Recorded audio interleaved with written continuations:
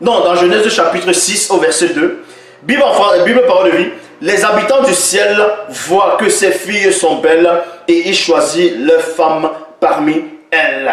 Bible en français courant, les habitants du ciel, toujours les habitants du ciel. Dans la cosmogonie chapitre 2, cosmogonie chapitre 6 au verset 2, dans la traduction Femme Olivette, il est dit: or, virgule, les êtres émanés d'Elohim, virgule, lui les dieux, influence spirituelle, virgule, ayant considéré ces formes sensibles, les trouvait agréables et s'unit comme à des facultés génératrices à toutes celles que leur plus de préférence. Point. Dans Genèse chapitre 6 au verset 4, Bible en français courant, il dit: c'était l'époque où il y avait des géants sur la terre. Il en resta même plus tard. Ceux-ci étaient les héros de l'Antiquité, au nom célèbre, ainsi de suite.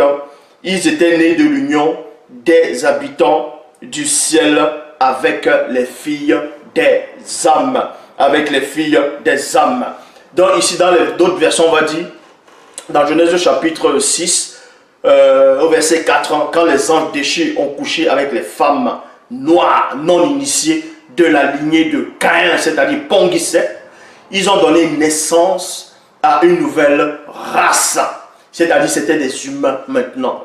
Et ces humains-là, on les appelle des néphilim, c'était des disgraciés. Vous voyez? Parce que humain, ce n'est pas des hommes. Je le répète, les définitions, quand vous donnez la définition sur la rousse, sur Yahoo, Wikipédia, que les humains, ça veut dire des hommes, mais aussi des hommes, c'est faux. Ça, c'est une mauvaise traduction. C'est les gens qui sont venus, ils savent pourquoi ils sont venus dire que c'est une définition. Vous allez taper synonyme, on va vous dire que ce sont aussi des hommes. C'est faux. Les hommes, ce sont des noirs et les autres races, ce sont des humains. Voilà. Ici, quand les... En fait, ces géants-là, c'était quoi exactement? Les enfants des anges, c'était les néphilim. Les néphilim, vous tapez définition de néphilim, d'autres vont vous dire, ça veut dire tomber. Tomber ou géant, ou l'union des anges et des filles des âmes. C'est ça, la progéniture, on les appelle les néphilim, ou les blancs, ou les albinos, ou les disgraciés, ainsi de suite. Là, c'était une nouvelle race qui est apparue sur terre. C'était une nouvelle race qui est apparue sur terre.